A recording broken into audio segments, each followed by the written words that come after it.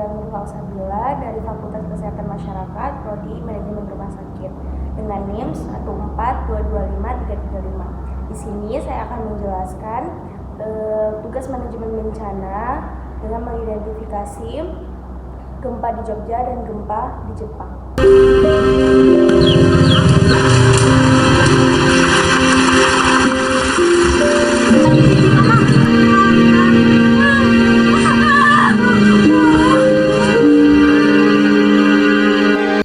Yogyakarta merupakan salah satu daerah paling aktif di Indonesia yang terus-menerus terjadi gempa dikarenakan adanya sesar aktif di Pulau Jawa yang menjadi pemicunya.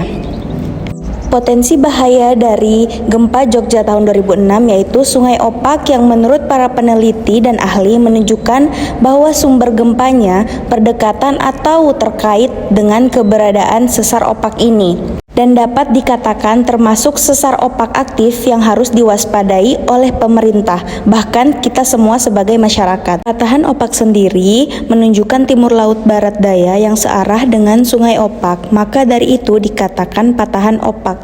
Sesar opak bisa bergeser memiliki penyebabnya, yaitu karena terjadinya pergeseran sesar yang secara tiba-tiba. Dikarenakannya ada sebuah energi yang membuat sesar ini terlepas. Nah, yang pergeseran yang tiba-tiba inilah yang menyebabkan gempa Yogyakarta 2006 silam. Adapun dampak-dampak yang terjadi karena gempa Jogja 2006 silam itu sangat merusak bahkan merobohkan banyak bangunan di daerah Bantul. Hal ini disebabkan karena tanah di daerah Bantul berstruktur lunak yang terbentuk dari endapan material pasiran dan abu Gunung Merapi, serta juga struktur bangunan di zaman itu tidak dirancang kuat untuk menahan gempa, sehingga akibatnya mudah roboh walaupun dengan sedikit guncangan. Gambar yang ditandai dengan bintang ini adalah sumber-sumber gempa yang terjadi di 2006 silam.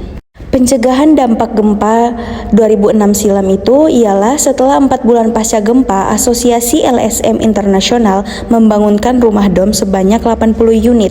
Rumah-rumah dom ini diklaim sebagai rumah tahan gempa. Disinilah warga Ngelepen dipindahkan karena mereka yang sangat merasakan kerusakan dan keluluhan tahan gempa pada tahun 2006 silam itu. Sekarang desa tersebut disebut dengan New Ngelepen. BPD DIY juga telah melakukan beberapa upaya seperti memperkuat ketahanan masyarakat dalam menghadapi bencana, yaitu dengan membangun kelurahan tangguh bencana dan juga terkait sekolah dengan memperkuat SPAB atau Satuan Pendidikan Aman Bencana. Gempa yang terjadi pada Jepang mengakibatkan 100 orang tewas. Pencegahan dampak yang dilakukan oleh Jepang ialah membuat bangunan-bangunan dengan standar desain tahan gempa yang ketat, yaitu dengan memastikan pilar balok dan dinding bangunan harus dibuat dengan ketebalan yang minimum agar tahan terhadap guncangan tanah yang hebat. Pemerintah Jepang juga memasang dan peredam getaran di setiap kolom pembangunan rumah agar meminimalisir guncangan. Selain itu, ada metode lain juga yang dilakukan, yaitu isolasi seismik, di mana seluruh struktur bangunan diisolasi dari tanah oleh lapisan baja dan karet yang bergerak secara independen dengan bumi di bawahnya, yang artinya bangunan-bangunan tersebut hanya bergerak sedikit saja ketika terjadi gempa, bahkan ketika gempa paling parah pun. Salah satu perusahaan Jepang juga mengembangkan rumah melayang yang dimana rumah ini dilengkapi dengan detektor gempa yang akan membantu menghindari kerusakan.